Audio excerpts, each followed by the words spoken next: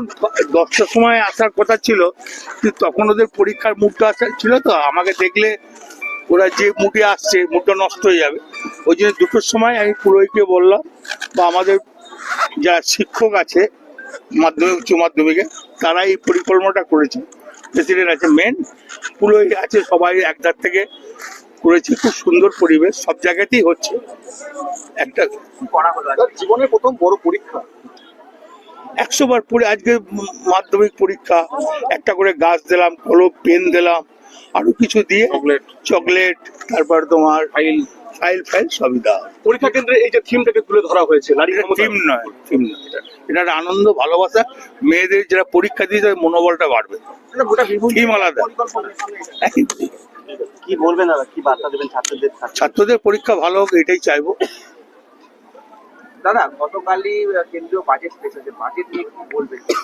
গোল budget, পশ্চিমবাংলায় আর কিছু দেয় নাই, সেটা পশ্চিমবাংলার মানুষ চিন্তা করুক। সামনে নির্বাচন, পশ্চিমবাংলার মানুষ চিন্তা করুক। গোল বাজেট যা বলার মমতা ব্যানার্জি, অভিষেক ব্যানার্জি বলছে। আপনারও কি জেলা জুড়ে বিক্ষোভ হবে সেই নিয়ে? বাজেটের জন্য দল যা বলবে তাই হবে। আমি দলের সর্বমত্ত আছে, অভিষেক ব্যানার্জি আছে, দিদি আছে, ওরা যা বলবে তাই হবে। আজকে মুখ্যমন্ত্রীকে দিল্লিতে আটকে দেওয়া হয়েছে এবং ব্যারিকেড করে দেওয়া হয়েছে ভবনে ঢুকতে দিচ্ছে। কোথায়? দিল্লি। কোন ভবনে? বঙ্গভবনে। বঙ্গভবন তো পশ্চিমবঙ্গ সরকারের। বঙ্গভবন তো পশ্চিমবঙ্গ সরকারের।